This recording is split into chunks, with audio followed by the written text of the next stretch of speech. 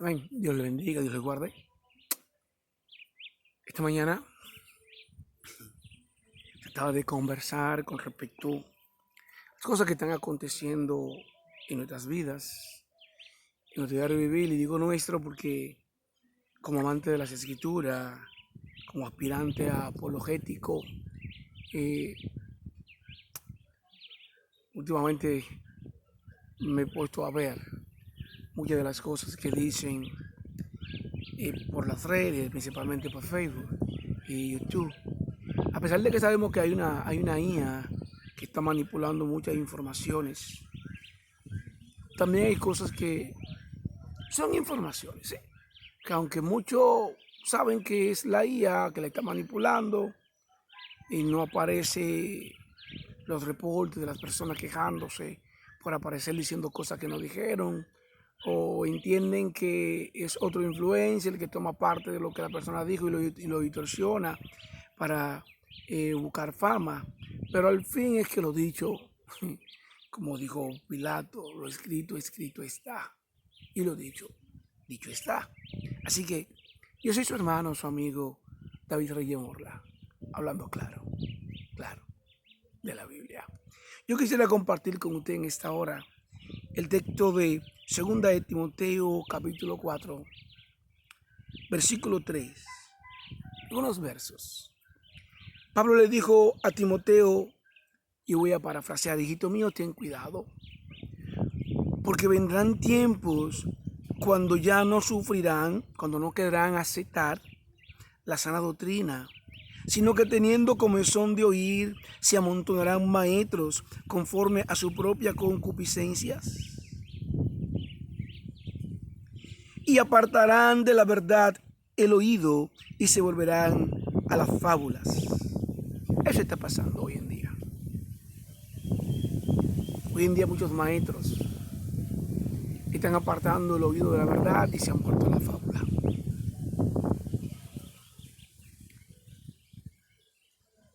Es lamentable el caso. Estas redes sociales están llenas de personas que están apartando el oído de la verdad y se están volviendo a la fábula. Están queriendo justificarlos las cosas que en el tiempo de las escrituras eran injustificables. Están queriendo volver a enseñar, según ellos, la verdad de las escrituras, de acuerdo a puntos de estudio basado en lo que es el estudio sociológico de las costumbres hebreas. Muchos entienden que para poder entender las escrituras hay que entender el contexto en el cual fue escrito, hay que ver el panorama, y estamos de acuerdo. El problema con esto es que el panorama hebreo, el panorama israelita, el panorama judío, que como usted puede ver tiene tres connotaciones: hebreo, judío, israelita. Estas tres connotaciones tienen tres focos diferentes en cuanto a ver y en cuanto a expresarse culturalmente hablando. Entonces tenemos que ver en qué foco vamos a sopesar las escrituras a la hora de hacerlo. Fíjense, es cierto que las escrituras que llegaron a nuestras manos fueron viciadas 2 veces. Fueron viciadas al escribirse al latín y probablemente que a otros idiomas como el árabe, como el samaritano. Pero en la época que vivimos, la era de la tecnología, podemos tener a mano las herramientas para estudiar las escrituras desde su base principal. No veo la razón por la cual queramos volvernos al primer siglo a debatir como Jean-Marie y Gilliel y no ponernos de acuerdo en las escrituras, no en nuestra dosa, sino en lo que las escrituras dicen como tal. Pablo le dijo a Timoteo, mira, en los últimos tiempos las personas no van a querer escuchar, no van a querer vivir la sana doctrina porque para ellos sería sufrir, ya que van a tener que negarse a su propia concupiscencia, a su ego, a su propio yo, para amoldarse a la voluntad de Dios, al entramado de doctrina que presenta la actitud de un verdadero siervo del Señor. Así que se van a amontonar buscando quien le hable al oído, no la verdad de las Escrituras, sino aquellas cosas que ellos quieren escuchar. ¿Para qué? Para justificar su ego, para creerse que en verdad están sirviendo a Dios cuando se están sirviendo a sí mismos. Esta es la razón por la cual muchos andan dando voces en grandes desiertos y áridos, porque quieren hallar oídos que le escuchen, quieren ver, quieren tener, quieren saberse aceptados, quieren ser tenidos como grandes maestros. Fíjate, cuando Annie Hill toma del Talmud la expresión de que los rabinos pues eran maestros artesanales, no es porque en los tiempos de Cristo y en los tiempos antes de Cristo los rabinos fueron maestros artesanales. No, José no fue un rabino. José fue un carpintero, simple y llanamente. En el video anterior dijimos cuál era el contexto, el nombre que se le daba al carpintero. Y explicábamos este punto. Ahora, de que después del siglo I, en los tiempos modernos, y después de la muerte de Cristo, las escuelas rabínicas iniciaran, principalmente la de Bet Hillel, iniciaran un proyecto de que el rabino, el maestro, no podía bajo ninguna circunstancia ser un hombre que solamente se dedicara al estudio y al análisis, que debería de ser así, porque si usted es un rabino, un maestro, y va a enseñar, primeramente tiene que alimentarse para usted poder dar. Si usted no tiene nada en su vasija, no tiene nada que echarle a las demás.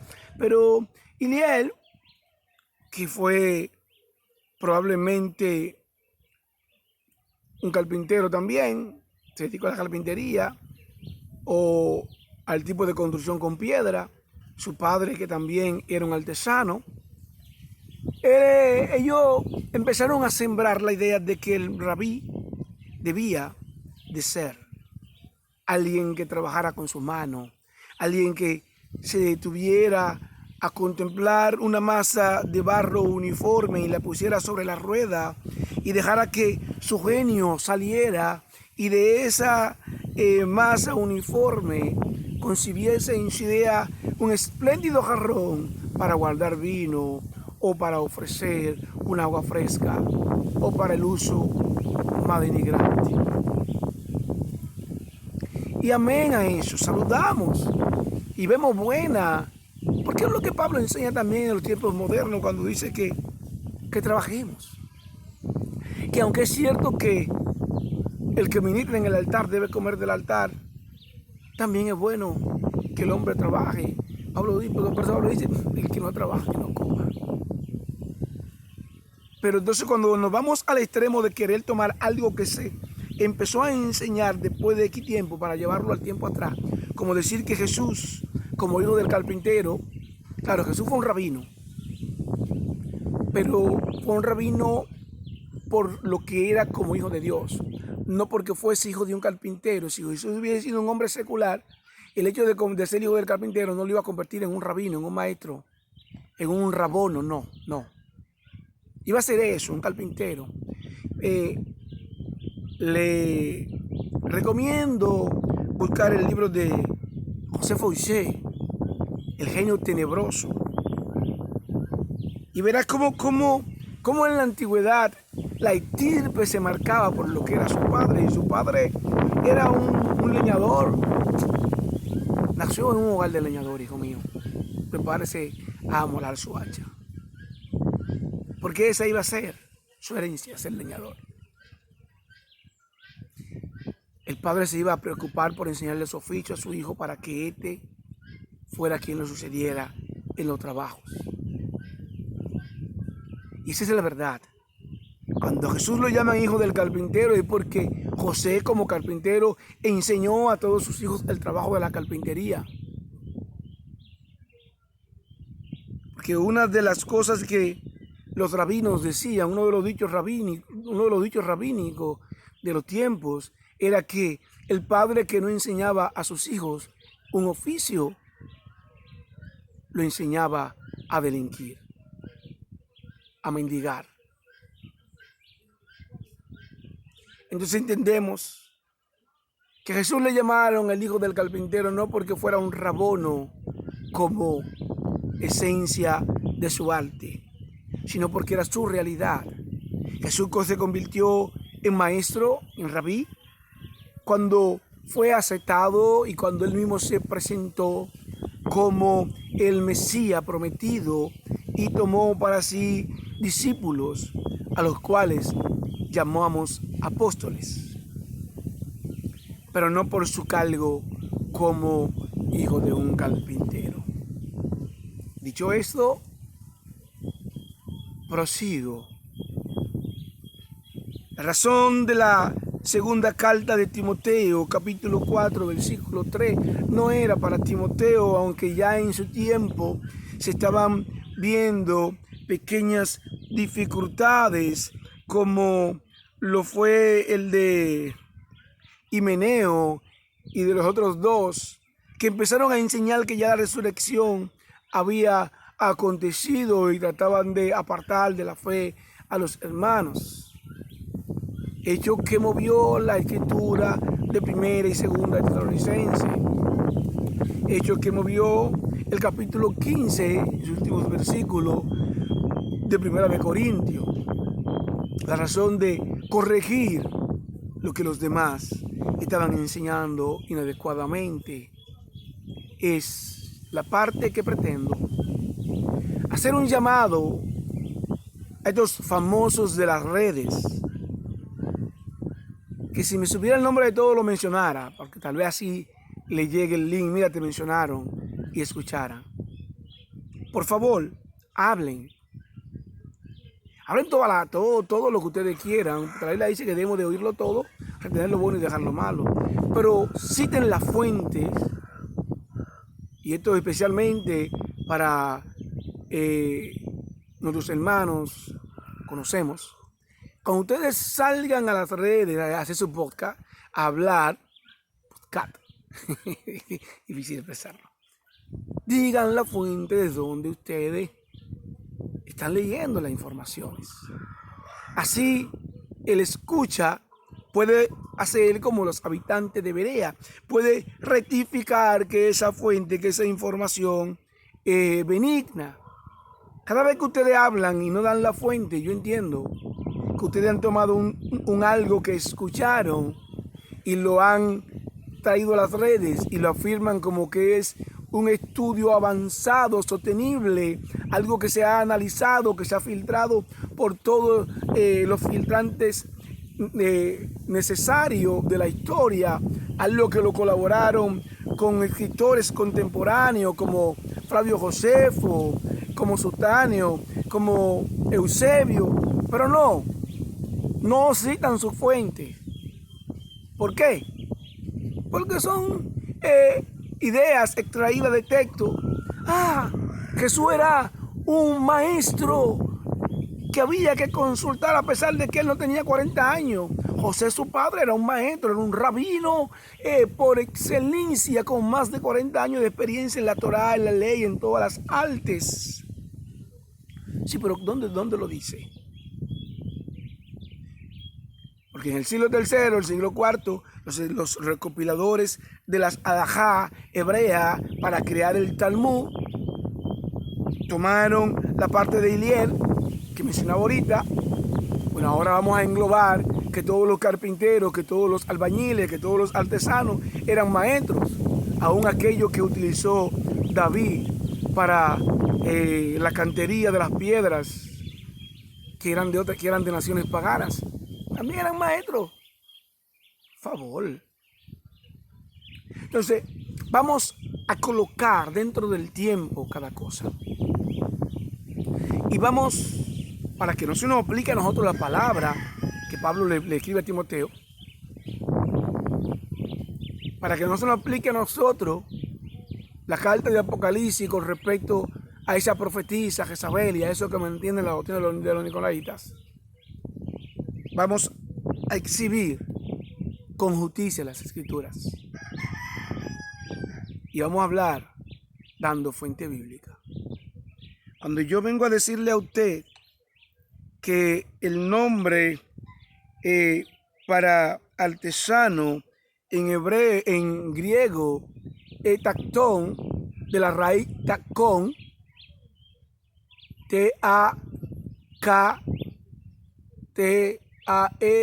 o C-O-N, es porque ya también le puedo decir, yo lo busqué en el diccionario Strong, lo busqué en el diccionario Business, lo busqué en el diccionario Chávez, y allí está. En los tres tiene el mismo significado, es la misma escritura para artesano del término griego.